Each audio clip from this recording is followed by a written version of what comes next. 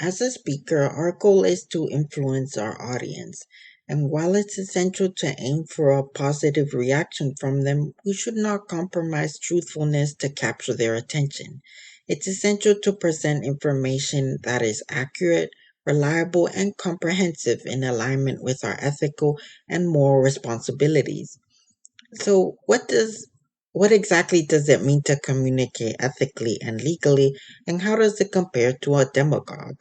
Well, certain characteristics of a responsible citizen speaker include speaking honestly and truthfully, averting slating the truth to win an argument or make a point, being open to communication with the audience, but making sure not to pander to them, and respecting the diversity of our audience because, in the end, not everyone is going to agree with us.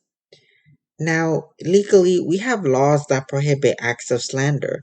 For example, the Supreme Court ruled that speech that threatens public safety is outside the protections of the First Amendment. But the question remains, to what extent does this ruling apply?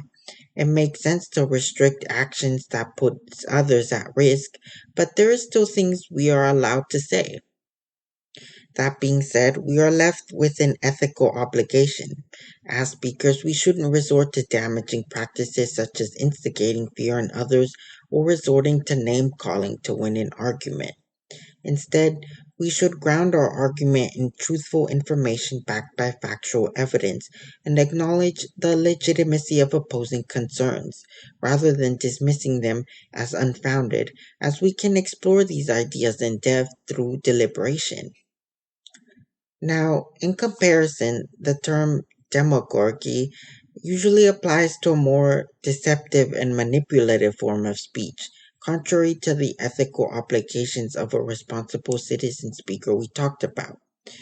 A demagogue typically provokes an intense emotional response in their audience, appealing to more darker emotions such as fear, anger, or hatred. A popular example of this is Senator McCarthy, who would often exploit the country's fear of communism to make unfounded accusations against American politicians and military leaders, leading the nation into an anti communist frenzy. For this reason, he is considered a prime example of a demagogue. While emotional appeals are not inherently unethical, it's still crucial to acknowledge that pathos cannot entirely substitute for a well-sounded logical argument, which ties back to our earlier discussion that ethos, pathos, and logos must work together. Furthermore, a demagogue also resorts to name calling. It's essential to recognize that this is also an unethical practice because degrading others in response to an opposing viewpoint is never the solution, because it is intellectually dishonest and ultimately undermines the concept of deliberating in good faith. Other unethical characteristics that a demagogue uses includes focusing their attention on their own personalities rather than the issues at hand, or oversimplifying complex matters and presenting logically unsound arguments.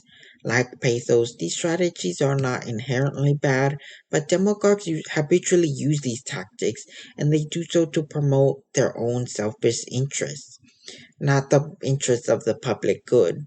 In other words, demagogues deceive and manipulate others to promote themselves and in the process rarely show concern for the truth. Yet, however unethical it may seem, demagogues are still legally protected under the First Amendment, and in this era of ever advancing technology, the lines of what is considered ethical have blurred. Even so, it's essential to recognize that the principles of ethical speech still stand, and it's important for us to know how to identify when someone employs the facets of a demagogue and be able to call them out when they do so.